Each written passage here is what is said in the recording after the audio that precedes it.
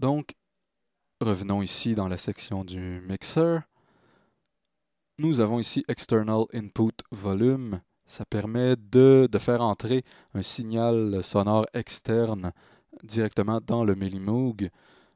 Je détaillerai aussi cette fonction dans le prochain tuto. Et nous avons un générateur de bruit. J'en parlerai aussi dans le prochain tuto. Poursuivons ici dans la section, ici en haut, des filtres. Nous avons 6 potards. Les 3 petits boutons rouges, je les détaillerai aussi encore là dans le prochain tutoriel. Concentrons-nous ici sur ces 3 premiers potards ici. Nous avons Cutoff Frequency, c'est la fréquence de coupure du filtre. Le Minimoog possède un filtre Low Pass Filter à 24 dB par octave. Si vous n'êtes pas à l'aise avec ce que sont les filtres, je vous invite à écouter mon tutoriel dédié à ce propos. Je vais placer les liens dans la présentation de ce tuto-ci. Donc on a la Cutoff Frequency, soit la fréquence de coupure. Nous avons ici la résonance. Ça forme un couple magnifique. La résonance qui va nous permettre notamment d'accentuer l'effet de sweep généré par le mouvement du cutoff.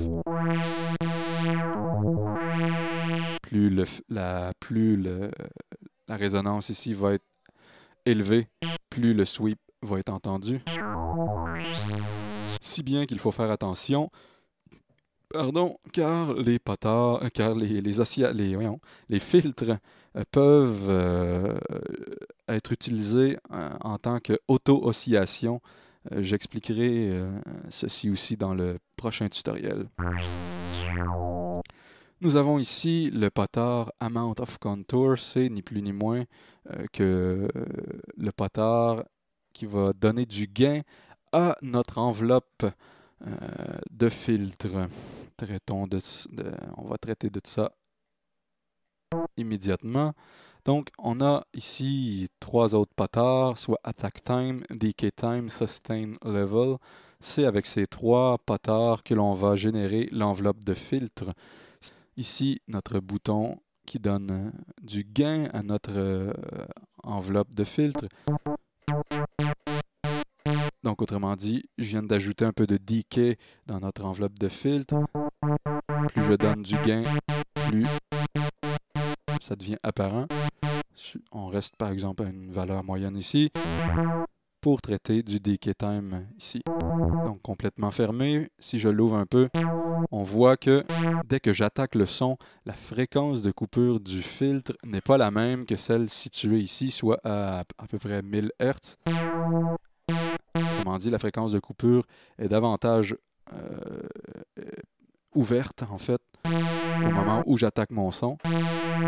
Et le filtre se ferme progressivement jusqu'à atteindre sa fréquence de coupure, soit ici en l'occurrence à 1000 Hz. Et plus je donne du decay, plus ça prendra du temps au filtre avant de passer de son point maximal à son point réel qui est ici à 1000 Hz. Comme ici, c'est très lent. Donc voilà, on atteint notre fréquence de coupure à 1000 Hz. Et supposons que je donne un peu de decay juste comme ça. C'est très rapide. Tiong, tiong. Maintenant, attack time, ça va gérer l'attaque de notre enveloppe de filtre. Donc, plus je pousse mon potard vers la droite, plus le filtre va prendre du temps avant de s'ouvrir. Donc, supposons ici, ça va prendre beaucoup de temps.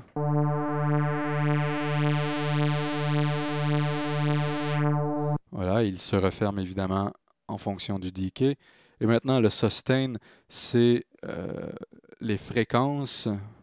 C'est-à-dire, pour bien le comprendre, je vais fermer ici attaque et decay. Donc, mon cutoff se situe présentement à 1000 Hz. Si j'ouvre un peu mon sustain level concernant l'enveloppe de filtre, on va s'apercevoir que la fréquence de coupure va être située à des fréquences en Hertz supérieures à ce qui est indiqué ici par le filtre, en l'occurrence 1000 Hertz. Voyez-vous, ça ouvre le filtre. Donc, autrement dit, c'est l'endroit où la fréquence de coupure va venir se stabiliser dans l'enveloppe de filtre. Voilà. Bien, justement, parlons d'enveloppe d'amplitude. Ici, avec le Minimoog, nous avons 3 potards permettant de générer une enveloppe d'amplitude. Je vais revenir ici. Donc, je vais fermer complètement les 3 potards. Lorsque je joue, il n'y a pratiquement pas de son.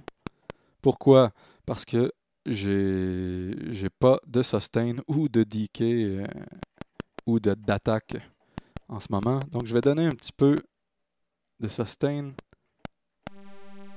Le sustain ici, c'est la force en volume.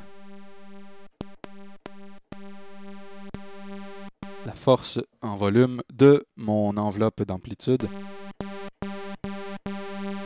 Le decay ici consiste en une espèce, notamment ici, une espèce de fade-out, c'est-à-dire qu'il atteint son intensité maximale au moment où j'appuie ma note et décroît en volume progressivement en fonction de son paramétrage.